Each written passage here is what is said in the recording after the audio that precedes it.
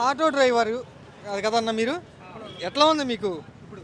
మాకు జగనన్న వచ్చి చంద్రబాబు నాయుడు గెలిచాక తోలకాలు ఏం లేవన్న. జగన్ ఉన్నప్పుడు సంవత్సరానికి 15,000 డబ్బులు వేసేవాడు.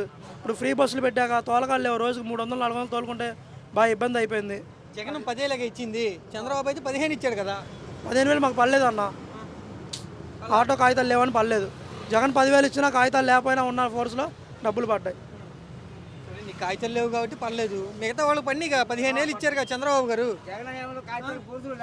10,000 వేసారు కదా, 10,000 వేసారు. అప్పుడు జగన్ అన్న ఫ్రీ బస్సులు పెట్టలేదు కదా. ఇప్పుడు నేను డబ్బులు ఇచ్చినా ఫ్రీ బస్సులు పెట్టాడు కదా. రోజుకి 40 రూపాయలు చొప్పున ఇచ్చాడు. అంతేగా సంవత్సరం లెక్కేసుకుంటే ఇప్పుడు రోజుకి 500 600 తోలకంటే ఇబ్బంది పడిపోతున్నాం. గ్యాస్ రేటు పెంచారు 91 రూపాయలు. జగన్ ఉన్నప్పుడు 55 రూపాయలు 57 రూపాయలు సిఎన్జి గ్యాస్. అది అంటే ఇబ్బంది పడుతున్నారండి మీరు? ఇబ్బంది పడుతున్నాం. ఎవరు ఇబ్బంది ఏం పడతలేదు, చాలా సంతోషంగా ఉన్నారు అంటున్నారే. ఆటో తోలకాలు ఎవరు లేవుగా అండి. ఆటో ఎక్కడ తోలకాలు ఉంటున్నాయి.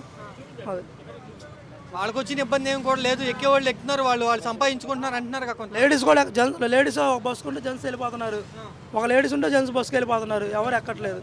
అది సరే, మీ ఆటో చాలా మంది ఎక్కుతూ ఉంటారు కదా, వాళ్ళు ఏం మాట్లాడుకుంటున్నారు? జగన్ అంటున్నారా, చంద్రబాబు అంటున్నారా? డెవలప్ లేదు, కొద్దిగా దాడులు ఎక్కువ అయిపోతున్నాయి, మళ్ళీ జగన్ గెలుస్తారు 2029లో అంటున్నారు.